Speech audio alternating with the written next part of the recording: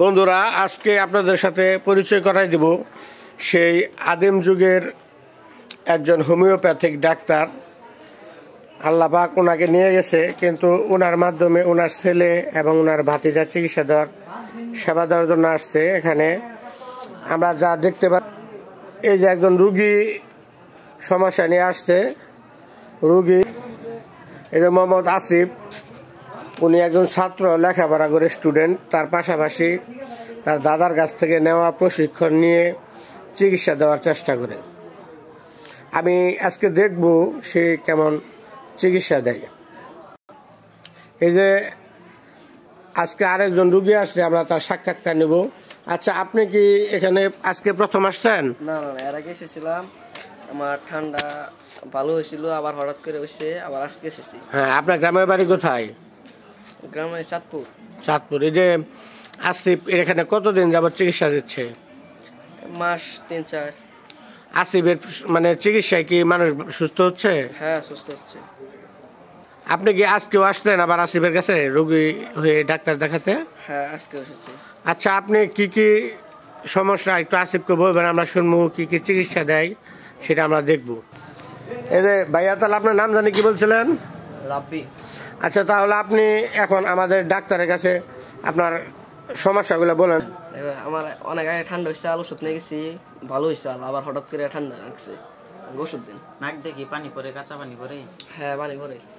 কানে ব্যথা করে? কম কম করে। মাথা ব্যথা করে না? না, খুব কম। দেখি আপনার কানটা দেখি। ও, খুব সুন্দর চিকিৎসা দিছে। আচ্ছা, ঠান্ডার কারণে আপনার যে শুকাতে পারে কানের পর্দার ভিতরে সমস্যা দেখা দিছে। আপনি এখন ওষুধ করে যেভাবে করে।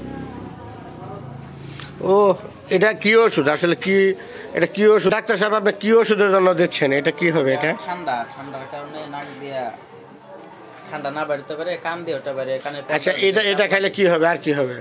এটা খাইলে বুকের ধুকধুকানি কমবে, তারপরে রাত্রে হঠাৎ করে ভয় পায় এটা কমবে, বমি হলে মানে। আমি আসিফ সাহেব, ডাক্তার সাহেব। হ্যাঁ, আপনি ডাক্তার না হলে আমি ডাক্তার বলি। আচ্ছা, আপনি এখানে কি কি সেবা দিয়ে থাকেন?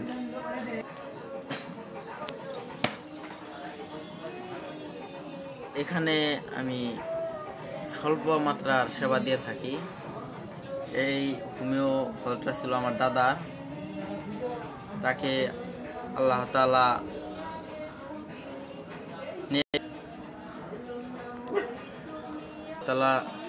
নিয়ে গেছে তার দরবারে।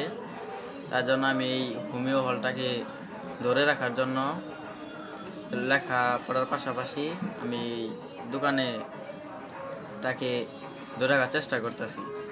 দাদার সাথে থাকতাম, এখন কিছু কিছু অনুভূতিও তুলেছি দোকানে, সাথে মুসলমানের প্রশিক্ষণ নিচ্ছি।